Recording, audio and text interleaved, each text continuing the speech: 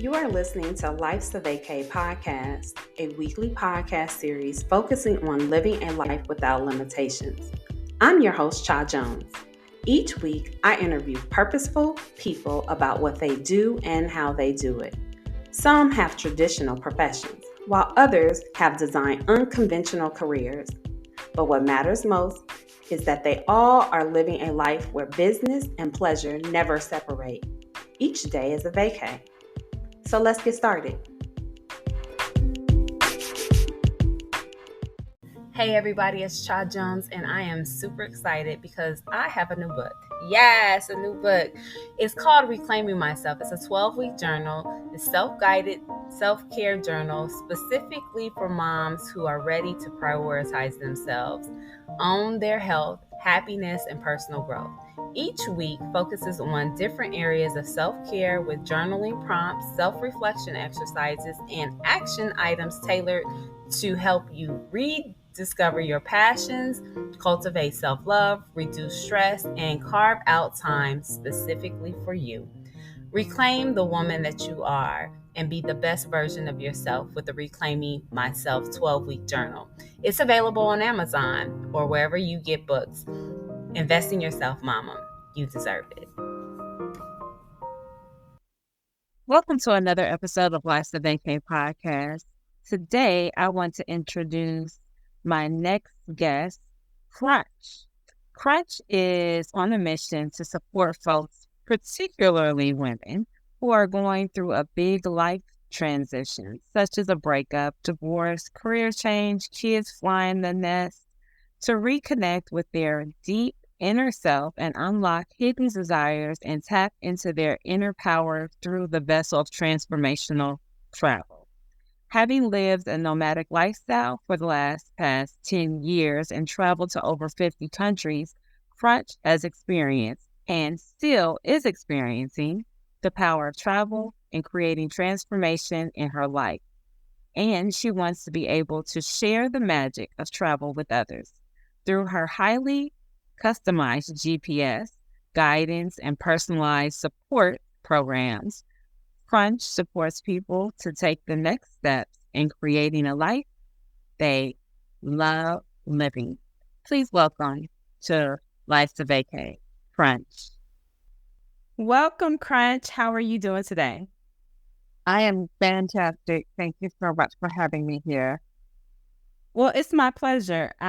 I love talking to people who are doing some amazing things, and especially when it's around travel and it's around being able to merge their life and lifestyle with the work that they do. And so you're a transformation and travel coach. Tell us what that is and how you're able to serve your clientele. Transformational travel coach. What I do is that I support women mostly to reconnect with themselves, uncover hidden desires, and create a life that they love living through the vessel of travel.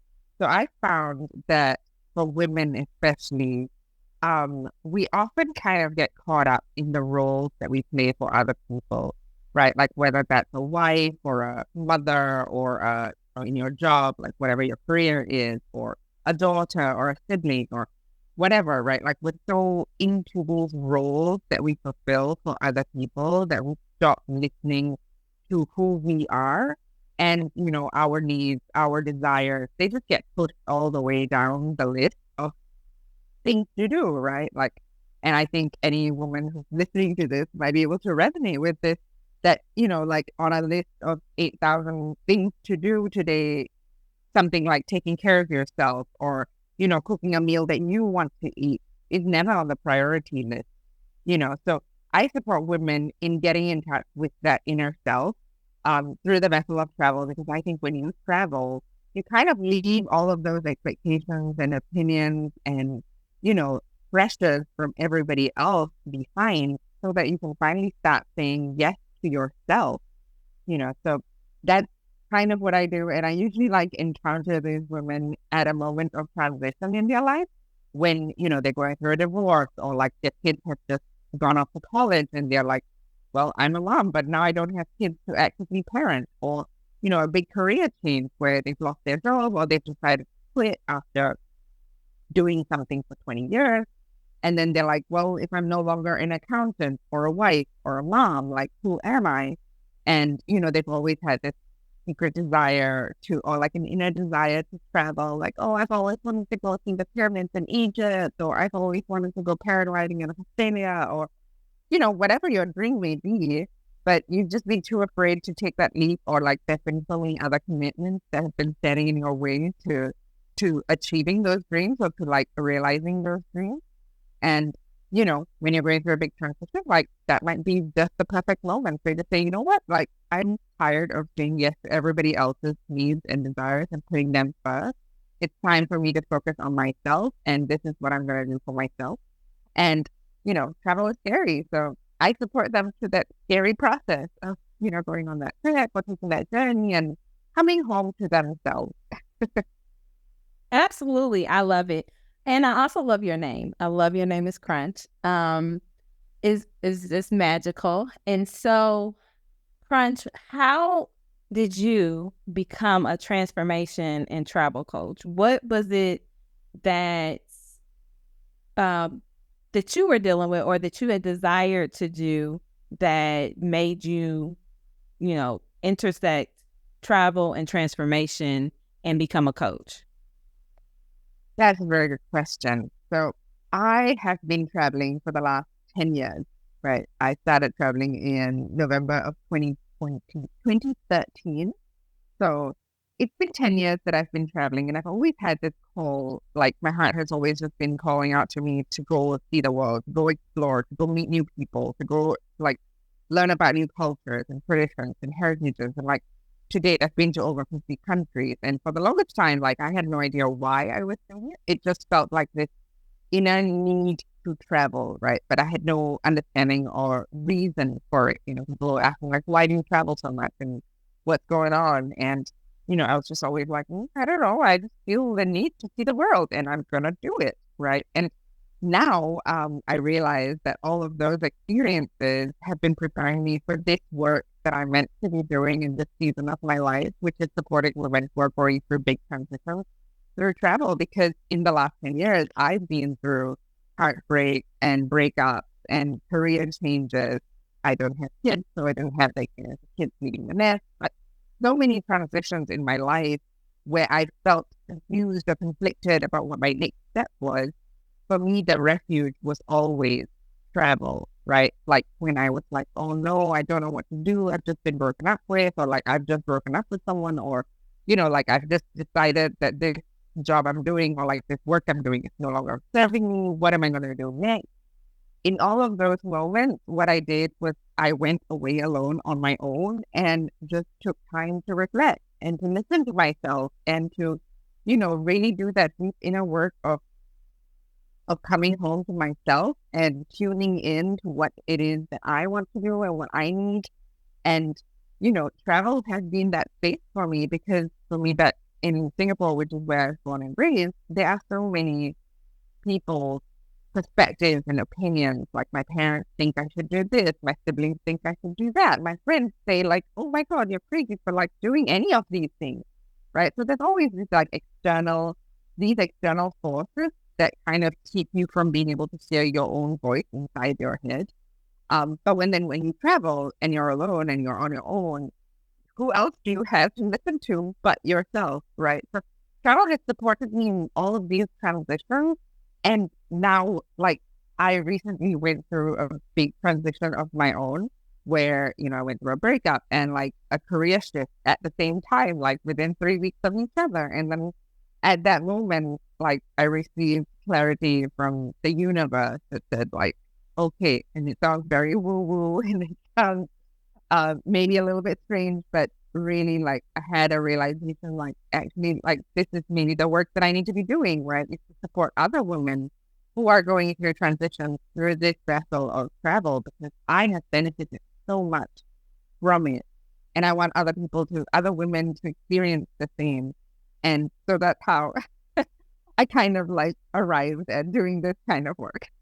Yeah, I love it, because you basically used what you were going through to help facilitate moving through your own stuff and then being able to help others. And that makes good sense because, as coaches, we oftentimes, it's the thing that we either love or the thing that made us transition or transform into something else, that gives us the inspiration to be able to help other people. So it makes absolute sense to me, and it's not woo-woo at all. Some people may think it is, but I think, eh, that's just how life happens, right? The universe will answer whatever your call is, and so you just have to be ready to answer it. So at I'll cut this part because me and my edits. So you're Indian, you're from Singapore, and talk a little bit about you're currently living in Mexico. How did you get there? And what's that story? How did I get to Mexico? That's a good question. I ended up in Mexico because my ex is from Mexico, and so we got together just before the pandemic began. And, I was coming back to Singapore and he was in Mexico, and we figured like, what, we'll meet up in a couple of months, and see whether this very new relationship is going to work out. And then the pandemic happened and everything was in lockdown, and eventually it didn't make sense for us to be doing this long distance thing. So I said, you know what, I'll move to Mexico and we'll see if that works. Right. And so I moved to Mexico to be with him. And while it was a beautiful relationship and I loved him through a lot in many different ways, like the relationship ended. And that's the relationship that ended that kind of like triggered this whole move into transformational travel coaching. The relationship ended, but I decided to stay on in Mexico because after 3 years of being in there, I had, nurtured a community. I had built friendships and relationships with people there. And, like I am now using Mexico as my home base because I feel comfortable there. I feel accepted there. I feel in alignment with the values that people there have. So that's kind of like how I ended up in Mexico. Okay. Okay, so love brought you to Mexico, and then you're staying for the community and that you've built outside of the relationship. So that's a good thing. You're able to maintain yourself. You then found out what it is that you wanted to do, and now you're able to move forward in that. So talk a little bit about, because you mentioned something previous. I want to kind of expound on it because I did mention that you're Indian. And oftentimes, when you think of Indian families, they're pretty much like a lot of foreign families where, you go to school, you get that specific education and you do that specific thing, right? And you mentioned before that, you may not be doing what your family wants you to do. How do you help people who are in that same situation and as they transform into what it is that they're supposed to be doing, following their purpose and living the life that they want to live? Like, how do you combat that or help them combat that? Yeah, that's a great question. So I would say that part of my purpose in life is possibly also to be an example and inspiration. And, we're always talking about like representation matters, right? Like, and you're right, in South Asian or Indian families or, traditional kind of families, it is very difficult for people to kind of visualize that alternative pathways are possible because since we were very young, we've been told like, oh, you need to study really hard. You need to get that really good job. You need to get married. You need to have 2.5 kids. You need to have a dog. You need to have that house. You need to have all of these things in order to be happy, right? And perhaps that was through in a previous generation where, like economic stability wasn't so common, or like, things were more in flux and all of that. But I think, what happens is that if we listen to what everybody else wants us to do, we stop listening to what we want to do. And, sometimes we don't even think what is possible for us is possible, right? Just because we haven't seen it done before, right? So if you've never seen a single Indian lady traveling, in your experience, you're just like, oh, this is maybe just for white people, or this is just for Europeans, or this is something that people who are not me, this is something that they do, but it's not for me, right? So kind of like creating that pathway for other people to recognize that, hey, actually, like this lady's done it, and so it can also be possible for me if I want to take that step, right? So I think that has been part of my work in the world, right? Like, I know I've talked to like even my younger cousins who told me like, oh, Crunch, like, I follow you on Instagram and like you're always all around the world, and it's inspired me to go abroad, to take a job abroad, to travel more, to travel on my own, right? And we all have the same kind of like upbringing, right? Like our parents have instilled in us, like, oh, going out on your own is dangerous, like stepping off the path is difficult, or like you shouldn't do that. And, just being able to see someone else doing it gives you a little bit more of that confidence that you can also do it. And I don't know if that answers your question.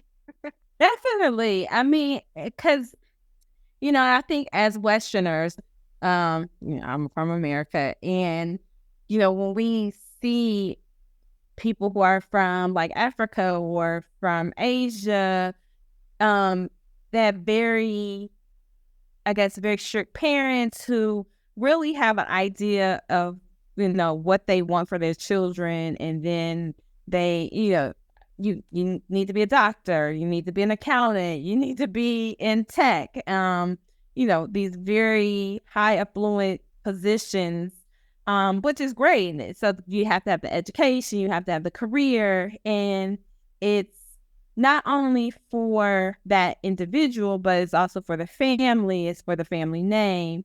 And so what's interesting is that I know a lot of Indian women, and actually a lot of the Indian women that I do know personally, and it might just be me, are what we consider a woo type woman, where she's definitely into the mantras and the affirmations and all the things and the spiritual gurus and such, which I kind of identify easily with, India or Eastern philosophy, right? But at the same time, it's easy to also see the contradiction to that, to the very strict families, the idea that you are supposed to be a certain person, do a certain thing, and then also get back to family. And so I love the fact that you are not only living this life for yourself, but you're also, being a reflection for your cousin who is looking at you and saying, okay, I want to do these things too. That is very empowering. I just got a message from my sister, and she's like, hey, on your next trip, take me too. So you never know what your life is doing for somebody else and how it's inspiring someone else. So, but I love that you're able to do that for someone and for a group of people, and not only for yourself. So absolutely. Definitely. And I think like that also comes up in conversation with the women that I coach. These are conversations that we often have, right? Like, my family thinks I shouldn't go. What should I do? Or like, my family thinks it's really dangerous, or like, what will people say, right? These are things that come up often in our conversations or like a coaching session. And, sometimes it is very difficult to kind of leave that expectation or that societal kind of like pressure, like of what will people say behind, and to forge your own path, because it's scary. It is kind of like the unknown, right? Like we don't know whether we're going to enjoy it. We don't know whether it's going to be a massive failure, right? Like with almost anything that is kind of outside of that tried and tested path. And even the tried and tested path, like you can try that and fail in that. So why wouldn't you kind of like try something that your heart is telling you to do and fail at that if you end up failing, or like find a way to make that work, right? So I'm all about, chasing your own dreams instead of chasing somebody else's dreams. Yeah, absolutely. I mean, it's imperative. You only get one life. I tell people all the time, you get one life. It's your life. And at the end of the day, you're the one that has to answer for it. So why not live the life that you so choose to live? Because you're the one that's gonna end up, paying the cost, whether that's within your life living miserably, or being able to at the end of your life say, job well done. I can reflect back on the things that I actually did that I enjoyed, that I wanted to do, that brought purpose and helped me be authentic and show up in the world. So I think that's important. Now, Just to be go ahead. Sorry. Just to be clear, I think that sometimes when you choose to follow your own path, like there will be misery, there will be suffering. It's not just life's a vacation once you choose your calling, right? Like I've been in very bad situations in my journey, but what has always kept me going is that this is the suffering that I chose for myself, and it's not something that somebody else has imposed upon me. So that has made me feel like I can continue on, even in the terrible days, even when I had like everything robbed, and even when I was making very little money and like not eating very much, because, that was part of my journey. And, in all of those very difficult moments when I was crying in my room, or like crying on the bathroom floor, or, just having a complete panic attack or meltdown or whatever, in all of those moments, what kept me going was that you chose this for yourself and you can deal with it, rather than like, oh, I'm doing this to live up to my parents' expectations of me, right? So I think that's really important to remember. Absolutely. And I'm glad that you said that, because, when I say life's a vacay, oftentimes it's nice and fuzzy and whimsical, and everybody is thinking, wow, my life is perfect, right? And it's not, because you have the same failures that anybody else would have, just they're yours, right? And you're going to fail. Unlike other people, you'll feel like yourself, right? And you'll experience things that help stretch you and make you a better person, help your journey. In the process of that journey, you'll learn things that you didn't think that you even knew about yourself. And you'll be able to look yourself in the mirror and be like, tonight, like you said, I'm crying here. I have no idea what's going to happen next. But this is my journey, and it's yours to own. So absolutely. Now, tell me, can you walk us through what the transformation process typically looks like for your travel coaching clients?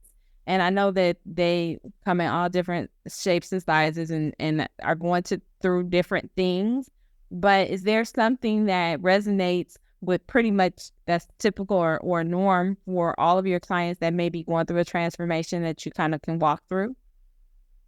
Yeah, absolutely. So like you said, all of my clients are different, and everybody's on a very different, distinct journey, right? So there's no one size fits all like solution for everybody. And I aim to meet my clients where they are and to support them in the journey as far as I can, right? Or as far as they need me to. But what generally happens, or like how my programs are structured, is usually like a 3 to 6 month coaching container where we work through many different things, starting with kind of like the pre-departure, right? Like before you go on your trip, like why do you want to go on a trip? What do you hope to get out of your trip? Like we're setting intentions, we're dreaming, we're opening yourself up to possibilities, because, a lot of times people only know what they know, and they don't know what else is outside of that kind of like limited knowledge that they have, right? So we kind of like work on expanding your mind to start dreaming of possibilities and seeing what kind of makes sense for you in terms of where you want to go, what you want to achieve out of your journey, and, kind of like putting that trip together. And also like preparing you mentally, emotionally, spiritually, socially, because if you're taking this trip on your own, like that's a whole new ballgame for a lot of people, like who can't even go to a restaurant and have dinner on their own, right? Like to take a 2 week trip somewhere on your own is like kind of like a stretch for them, right? So we work on those things. We work on, setting up your making sure that your friends and family are feeling, comfortable, right? Like you're doing this journey, but they care about you, they love you, and they are worried about you for a lot of us. So like setting their mind at ease, like having those conversations with them about like what's gonna happen, how this is benefiting you. It's kind of like sharing and communicating that with the people that you care about. And setting up things for your trip. And then while you're on your trip, I also offer a lot of support for them as they go on their trip to empower them to take those decisions that will lead them to outcomes that they want to get. So, whether that pushing you out of your comfort zone, and of course, we've talked about this on our pre-departure calls, right? Stepping out of your comfort zone, trying something new, or like if you run into problems while you're on your trip, and you most definitely will, right? Like empowering you and like talking you off a cliff and like taking you down and saying like, no, you don't need to cancel your trip because you lost your phone. You can continue on your trip. Here's how we're going to do it, or here's what you can do. You have the power to do something about it and change the trajectory of what's happening. It's going to be fine. And, like providing that kind of support. And then I think what is really unique about the coaching programs that I offer is that there's also a lot of focus on the post-trip experience, right? So a lot of people might be focused on the pre and during the trip kind of experience. So they forget about the after. And I'm sure you might have experienced this as someone who traveled as well. When you come back after a life-changing journey, you are no longer the same person, but everybody else around you sees you as the same person, right? So they look at you and they're like, the repatriation part is like the worst. And there's like a little bit of a reverse culture shock, or, like there's a acclimatization process that you need to go through, and like reintegration process that you need to go through, so that you can come back to your quote unquote real life from your travel life, right? Because when we travel, I feel like many of us have experienced this when we're on vacation, or when we're abroad, or like when we've gone on holiday, we are so different from the people that we are back home. Like we're more fun, we're more carefree. We don't care so much that there's a big mess on the hotel bed, or like, these kind of things. We're not bickering with our spouse. We're not yelling at the kids. We're just kind of like, okay, it's cool. I'm on vacation. I'm relaxed. I'm enjoying life, and life is so much sweeter when you are on vacation, right? But then you come back home and it's very easy to just slip back into those old patterns of yelling at your spouse, or like yelling at the kids, or like being upset that there's a mess on the kitchen counter, or, these kind of small things that take away the joy in our lives. Right? Like, what if we could just let that go?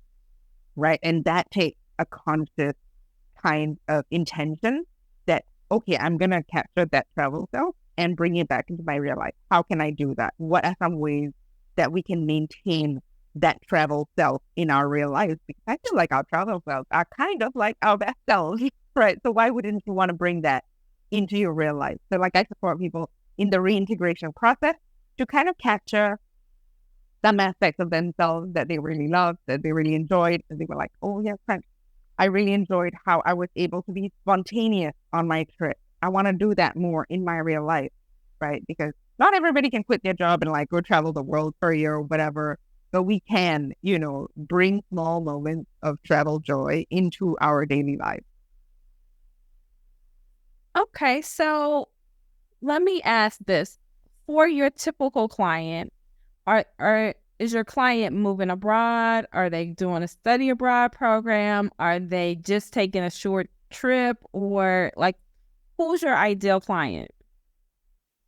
So I work with all of these people, right? Because I have experienced all of these things. Like I've relocated, I've moved abroad for work. I have gone on study exchange. I've taken short trips. I've taken long trips.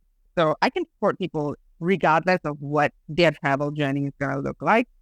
So I wouldn't say that there is one kind of specific group that I exclusively work with. If you want to have more travel in your life, whatever that looks like for you, we can work together and I can help you make that a reality. Right, but let's just say like 90% of your clients, are they one specific client or are they just a plethora of all of these different scenarios? It's a good mix at this moment. Okay. And how are you finding your clients? So my clients have been coming to me through word of mouth or through referrals, or, I've been going to like networking events. I post quite a bit on social media. So people have seen my work and, people have been following me for years. People that I've met on my travels for years, like for the last 10 years, right? Like I've collected a bunch of people who are like, oh, friends, you've traveled so many places. Like, I want to follow your journey, right? So there are lots of people who follow me for my travel related content, which I wasn't posting very much of until like I moved into this area, this coaching niche. But yeah, these are kind of the avenues that I am drawing on to find my clients. Okay. So let's move into more of your life as a vacay. How do you encapsulate the meaning behind living life as a vacay in your own words? So to me, it's funny that your podcast is called Life a Vacay because for the last 5 years, I've been working remotely before it was a common thing, right? Like the pandemic kind of pushed everybody towards remote work. But even before that, I was traveling and I was working from my computer. I was doing copywriting work. And, I would meet people on my travels and people were like, what? You work from your computer, but we're in the mountains or we're by the beach. Like, how is this possible? Right. And I would always tell them like, oh, I'm on like semi-permanent vacation. So for me, I think it's a lot of it is just kind of like designing your life in the way that you want to live it. So I really enjoy traveling. So when I built my business or like my businesses, um, I kind of had travel as the ultimate goal or the essence of it, in a sense that like I didn't want to give up travel in order to make money in my business. So everything in my business had to work around how I like to travel, right? So I ended up kind of like putting in boundaries in my business to say that like, oh, I'm only going to work 4 hours a day or I only work 4 days a week, right? And whatever I can do in this time is what's going to support my travel lifestyle, because I went not from a corporate career into traveling and taking, the corporate mindset with me. I went kind of like the other way around, from traveling full time and then running off money and then being like, oh no, I have no money. Let me see what I can do to make some money to support traveling. Right. So because I went that route, like it was easier for me to kind of like set up the business in a way that supported the travel. So like I would say that I'm on a semi-permanent vacation. I love it. Absolutely love it. You are like my soul sister. So I totally appreciate that and I understand exactly how that happens. So beyond just travel, what principles or mindset shifts do you encourage to help people feel more purposeful and have joy on a daily basis? Wow, that's a good question. Ah, principle. I would say that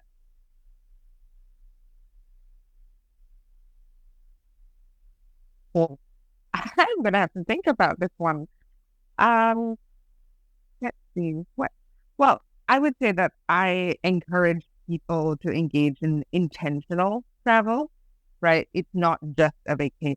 We don't want to, I mean, like vacations have their place, right? Like they're great for relaxation. And sometimes all you really want to do is just lie by the beach with a margarita in your hand and not think about anything, and read a trashy novel. It's fine. Like, that's great. That works. That's necessary. I do that sometimes too.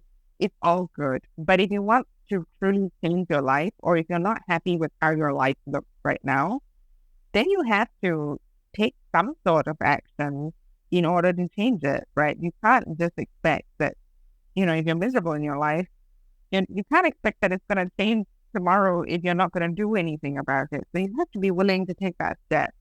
And that's what I encourage my clients and anybody that I'm talking to, really. Like, if you're unhappy with how things are, like, what are you doing to change it, right? Like, and just start asking that question, like, what can I do to change it, right? Like, what power do I have over my own life, right, to change my situation, right? And I think, just asking that is an important part of the journey of creating a life that you love.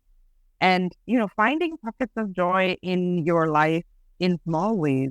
Like, I've recently rediscovered playing with watercolor paint. It's something that, I stopped doing when I was a child because people told me, like, oh, this is really ugly, which is very harsh for like a 6-year-old to hear. But then, as an adult, like, I came back to it. Like, I really enjoyed this, and I don't care that it looks awful or like nobody thinks it's beautiful, right? Like, I'm doing it because I want to and because I enjoy it. And, I think like society has conditioned us, or like we live in a society that has kind of moved in this direction where if you enjoy something, you need to monetize it. And I think this is a very big lie that capitalist society has told us, because it is entirely possible, and you should do things that bring you joy without having to monetize it. And I feel like the second you try to think about monetizing things, it takes some of the joy out of it. So do things badly, do things because they are fun, not because you want to make money out of them, because that is just as important as making money. Like, we're not here on this earth to just make money. We're here to enjoy our lives, to enjoy nature, to enjoy spending time with each other, with people that we love and care about, to enjoy, everything that this world has to offer. So that's some of the conversations that I'm having with my clients. Absolutely. I think you said a whole lot. And I think all of that's important. Especially the monetize. I talk to people all the time and we have these conversations, especially my friends. So I talk to my friends all the time about the fact that if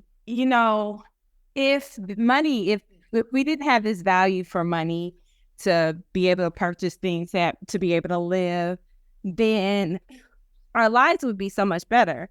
Like, if we went back hundreds of years and we just bartered, or, you made a coat, I, did whatever, cooked, and we just exchanged goods and services, then life would just be so much easier. However, we do have to, live in this society where money is the thing that we value, that is for exchange of currencies and exchange for goods and services.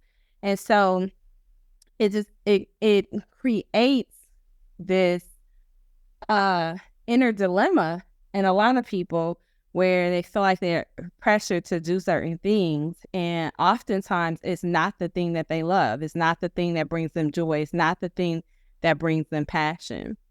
So unfortunately, that's how it is right now. Hopefully that will change.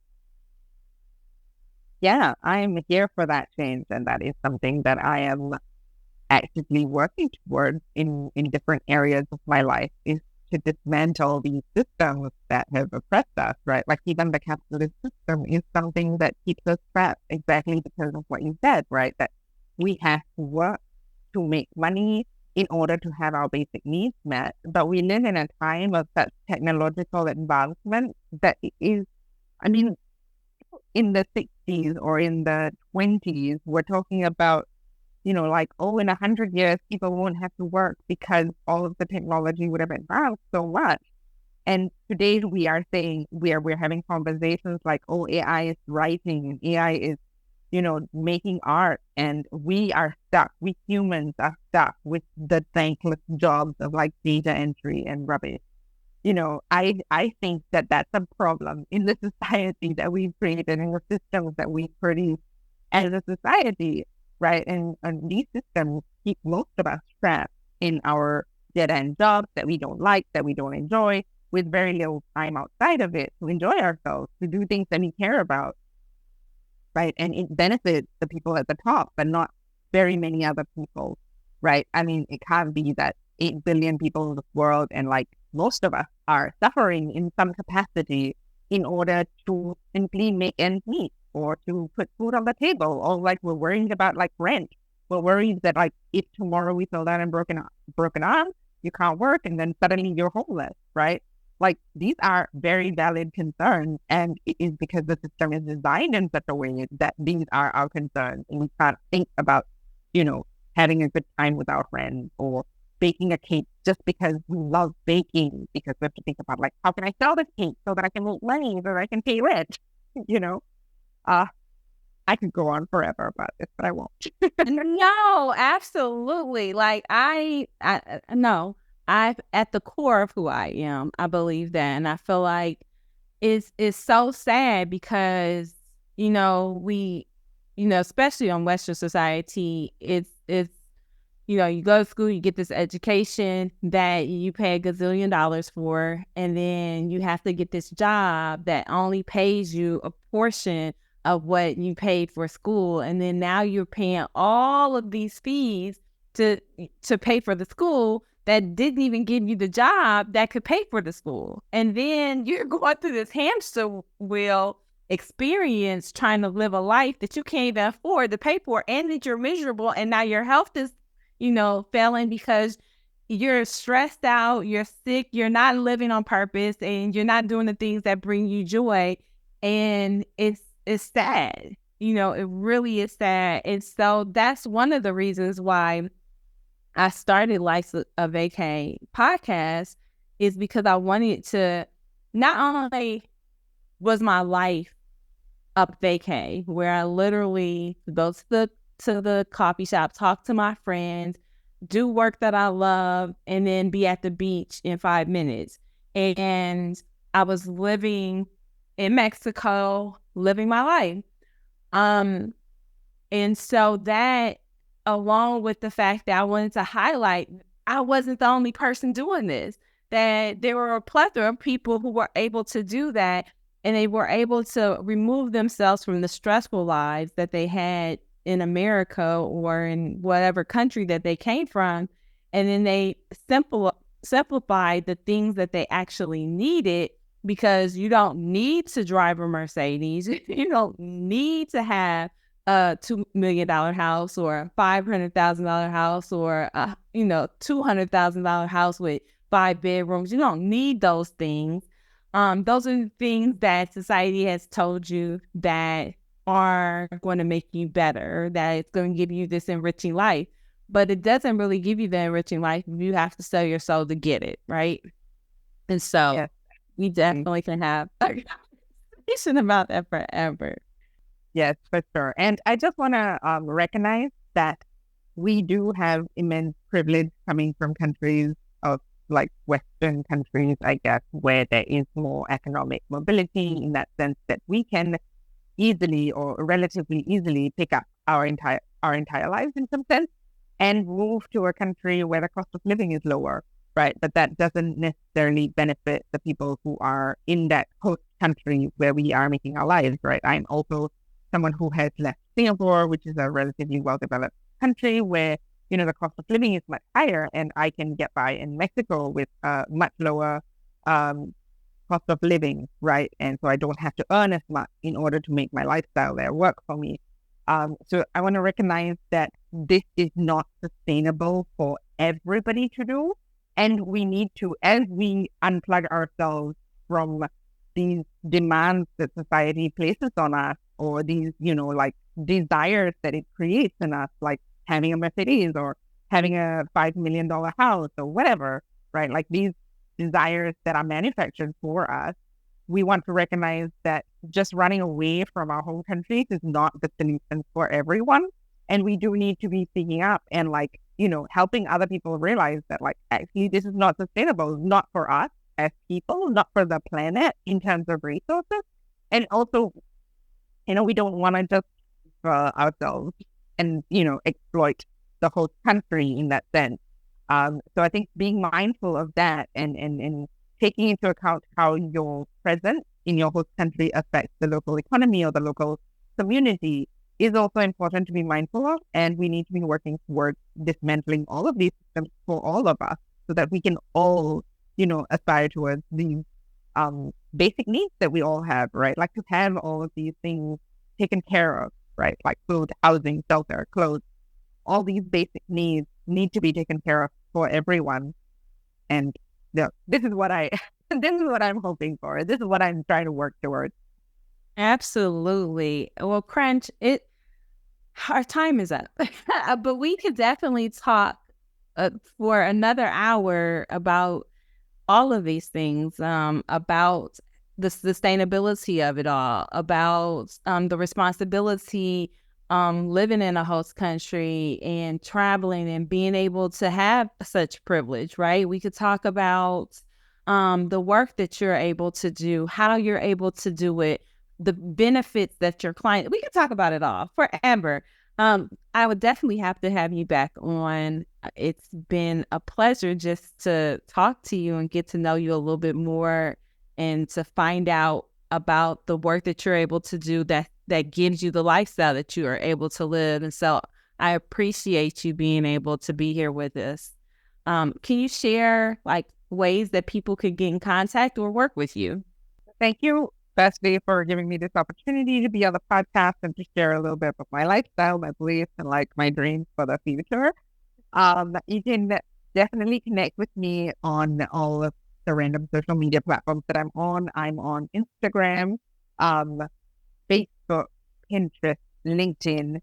So do reach out to me on those platforms. You can find me just by searching Ranjani. That's CRUNCHRANJANI. I should appear as one of the top search results on all of those platforms. It's not just on Google. You can also connect with me on my website, or read some of these random thoughts that I have about like capitalist systems or like reclaiming joy or like unlearning productivity on my Substack account, which is frenchranjani.substack.com. That's where I write like long form thought pieces about, the state of our world and how we can be better in our lives. So definitely connect with me and let me know that you found me through this podcast. I would be super happy to connect with you. Thank you again for speaking with me today. It has been a real pleasure. I appreciate you taking the time out to just chat with us. Likewise. Thank you so much for having me. Sure. No problem. And I definitely will try to reach out to have a part 2 in the near future. I'm your host, Cha Jones. If you like this show, please subscribe, share, and donate to keep things going. Until next time, remember always to find time to live and then express your freedom. It's been real. Cha.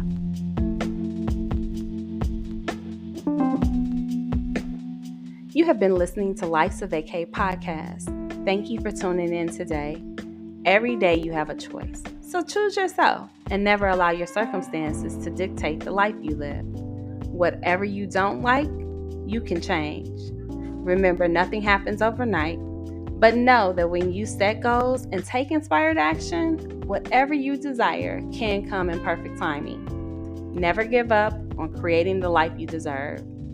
Don't anticipate your next vacation when you could be living a whole life on vacation. Until next time, I'm your host, Cha Jones. Please remember to like and share this podcast so that others can be inspired.